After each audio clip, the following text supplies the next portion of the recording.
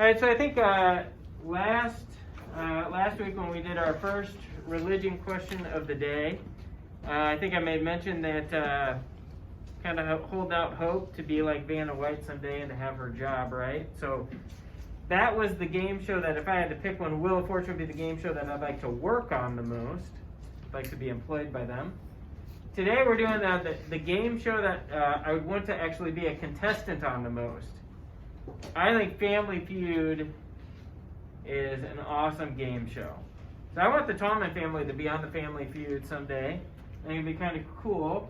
So we'll just kind of pretend like we're playing today. Here's your question, your RQD for today is, what are the 4 official steps of becoming a canonized saint? We've talked about these before, so I'm kind of hoping that you remember them. The 4 different steps of becoming a saint.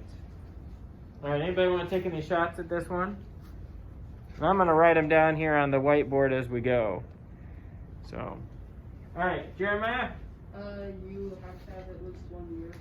Okay, so the first miracle has to happen at step 3, so I'm just going to write that right here, okay? All right, first miracle. Do you remember what they're called once that first miracle happens? Do you remember the title they receive at that stage?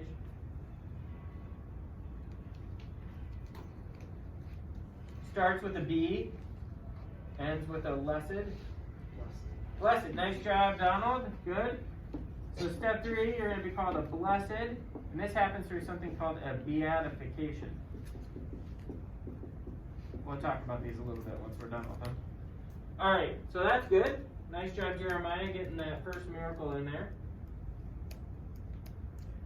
What else do you know?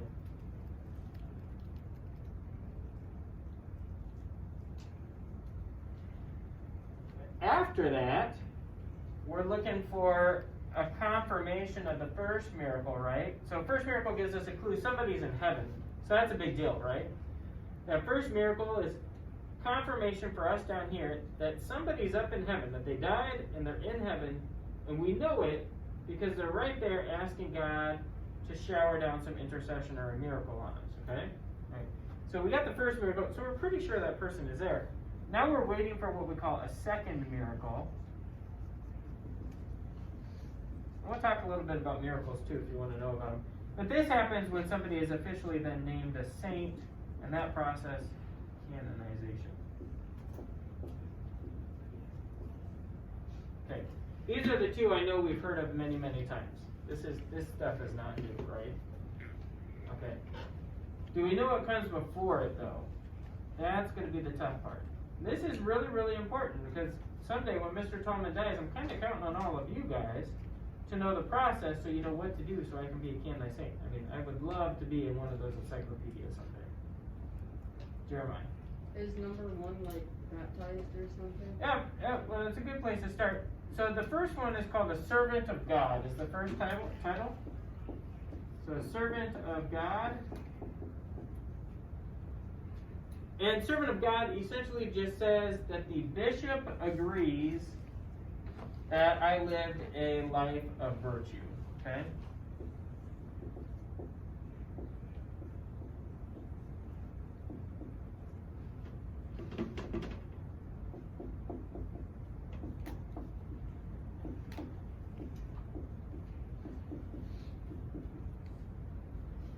The second stage after servant of God is called venerable.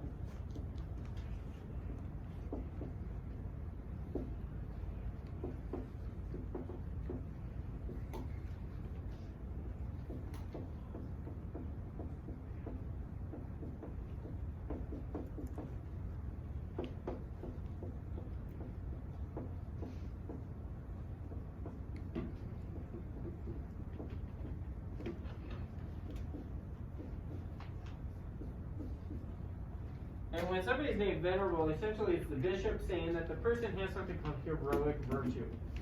Guys, every single one of us has virtue. Virtue are habits of good moral behavior. Saints, elevate that to a whole nother level, right? Okay? So I always kind of make this analogy. You guys know people on sports teams who are good at the sport. And then there's that kid on the sports team who you're like, he's going to be fun to watch in the future, because that kid's going to be like really good. He's going to be like in the Olympics, or he's going to be like, you know, on a pro team someday. Like that kid's a little bit better than everybody else. You can just tell the talent is there. I remember when I was working in the summertime, in between my first year of teaching and my second year of teaching, I decided I was going to work for the West Des Moines School District, and I was going to help with their summer care program. And I had this little girl in my class, and her name was Shawn Johnson. And I remember she would, every afternoon at about 1:30 after lunch, her mom would come pick her up, and she would go to this gym to do gymnastics for the rest of her day. And she'd do it every single day. And this little Shawn Johnson, she's about this tall. She was the tiniest little thing, but that girl was all muscle. And you could just tell when she was a young kid that she was going to be really, really good at gymnastics someday. So you can imagine how pumped I was when Shawn Johnson made the Olympic team and then went and competed in the Olympics and walked away with a ton of medals. That was really cool to watch.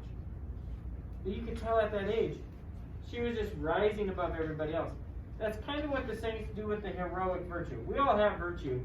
The saints, though, they do it to a level where we begin to notice them, right? And that's what the bishop says when somebody is named venerable.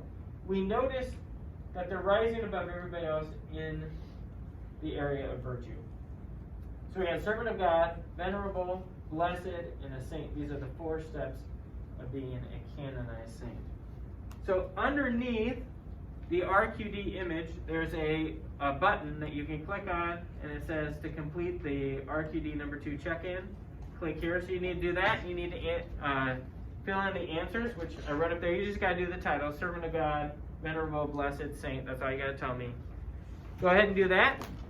After that, you're going to go back into classroom, and you're going to click on the religion question of the day extension, and it's all about the saints. So that's your next task, okay? All right, go ahead and do those.